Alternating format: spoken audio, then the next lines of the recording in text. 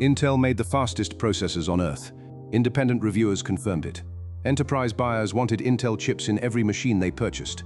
But in 2009, the European Commission fined Intel 1.06 billion euros for abusing that dominance. And the company that insisted its customers chose freely would spend the next 15 years in court, proving they did not. It was 2002, and Intel controlled 80% of the global market for x86 processors. Dell, Hewlett-Packard, Lenovo, NEC. Every major personal computer manufacturer on the planet depended on Intel silicon. Their supply chains ran through Intel fabrication plants. Their product roadmaps aligned with Intel release schedules. The relationship looked like partnership. It was dependency.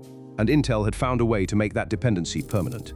Between 2002 and 2007, Intel paid Dell approximately $6 billion in conditional rebates. In 2 quarters of 2006, those payments exceeded Dell's entire net income. Dell's profitability in those periods did not come from selling computers. It came from not buying AMD chips. Switching suppliers did not mean losing a discount.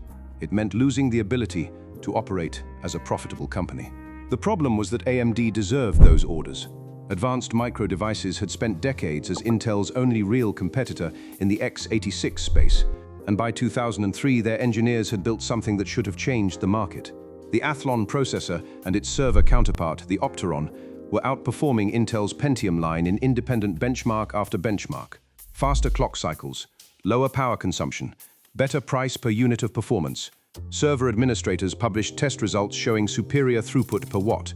Enterprise procurement teams circled AMD products in their shortlists, yet AMD's share in business desktops stayed pinned near 5%. The technology was winning awards. The sales numbers refused to follow. Hector Ruiz, AMD's chief executive, believed he understood the reason. His sales teams kept hearing the same answer from the world's largest computer manufacturers. They wanted AMD chips. Their engineers recommended AMD chips, but something kept stopping the purchase orders from going through. On October 18, 2000, Ruiz authorized a formal complaint to the European Commission's Directorate General for Competition. The allegation was specific and damning. Intel was paying billions in rebates conditioned on near total exclusivity. Accept the payments, buy only Intel. Touch AMD, and the money vanishes overnight. The complaint landed inside the Berlaymont building in Brussels. Investigations of this scale move slowly. For 5 years, case handlers assembled evidence from 4 continents, cross-referencing purchasing records with financial disclosures, analyzing internal correspondence, and interviewing procurement executives under oath. They built a picture of a system so thorough that AMD could barely reach the customers who wanted its products. The pattern repeated everywhere. Whenever a manufacturer considered shifting even a fraction of its orders to AMD, Intel's sales teams intervened with payments large enough to make the switch economically irrational. But the Commission was building towards something more dramatic than a paper finding. In July of 2005, DG Competition acted. Early on a weekday morning, investigators arrived unannounced at Intel's offices in Munich. Simultaneously, teams entered the headquarters of Markt Saturn in Germany, Europe's largest electronics retailer. Another team appeared at DSG International in the United Kingdom, parent of Dixons and Currys. Rooms were sealed with official tape. Filing cabinets were locked. Forensic IT specialists connected portable imaging stations to company servers, using hardware write blockers to create exact digital copies without altering a single byte. Every document was hashed with SHA-256 algorithms to guarantee its integrity through whatever litigation might follow. The raids lasted days. What investigators found confirmed AMD's allegations and then exceeded them. The scheme was not a series of isolated negotiations. It was a coordinated, continent-wide strategy with a single purpose. Regardless of how good AMD's technology became, it could never reach the customers ready to buy it. Dell received payments on condition that 100% of its processors came from Intel. Hewlett-Packard was required to source at least 95% of its business desktop processors from Intel. But the Commission discovered something that went beyond conditional payments. Intel was also making direct payments to suppress AMD products entirely. The Commission called these naked restrictions. Intel paid Hewlett-Packard to delay the launch of AMD-based business desktops by 6 months and restrict their availability through certain sales channels. Intel paid Acer to postpone the release of a notebook equipped with an AMD processor. Intel paid Lenovo to cancel AMD-powered laptops in 2006 altogether. Intel paid Markt Saturn to stock only computers running Intel chips in stores that served millions of European consumers every week. One internal HP email from July 2002 became the fatal document in the case. Later cited in the Commission's 542-page decision, it instructed staff not to communicate to the region's team members or AMD that HP was constrained to 5% AMD by pursuing the Intel agreement. The requirement was unwritten in any contract. It was absolute in practice. That email proved the exclusivity was not organic preference. It was a condition Intel needed hidden from public view.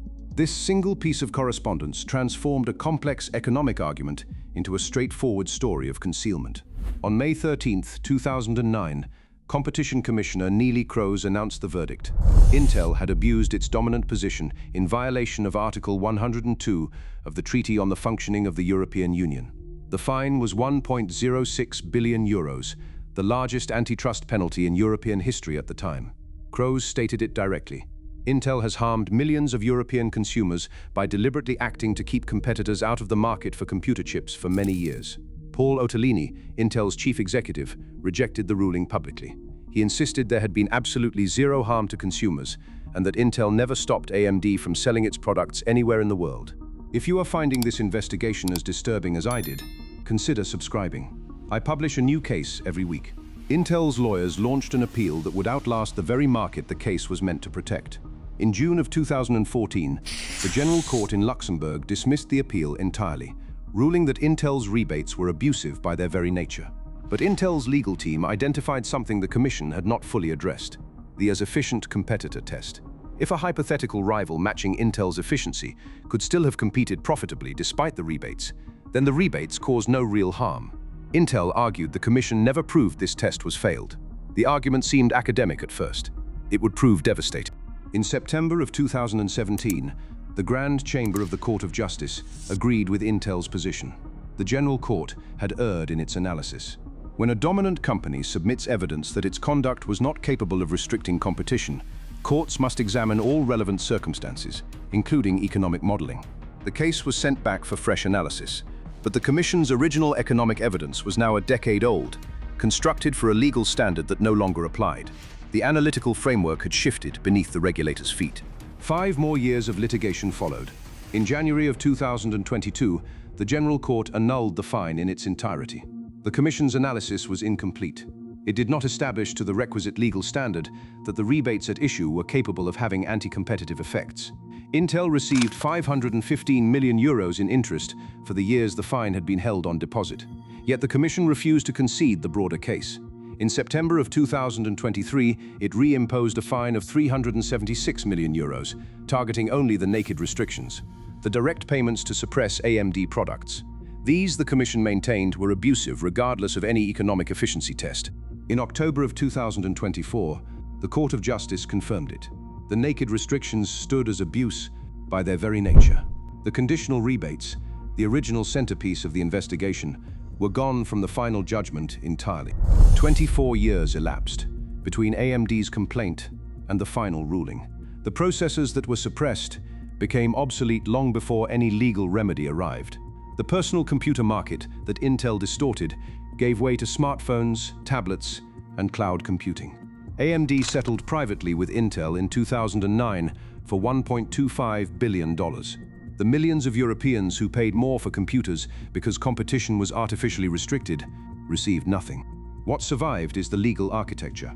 Before Intel, the Commission could treat loyalty rebates by dominant firms as automatically illegal based on their form alone. After Intel, that approach is dead. Authorities must now demonstrate that rebates are capable of restricting competition from equally efficient rivals. The as efficient competitor test moved from an economic footnote to a mandatory enforcement tool. Every abuse of dominance case that followed was shaped by the standard Intel's lawyers spent 15 years establishing. The next case I am covering involves a company that did not pay to keep rivals out. It paid to keep information in. And the secret agreement it signed affected the air that 300 million Europeans breathe every day.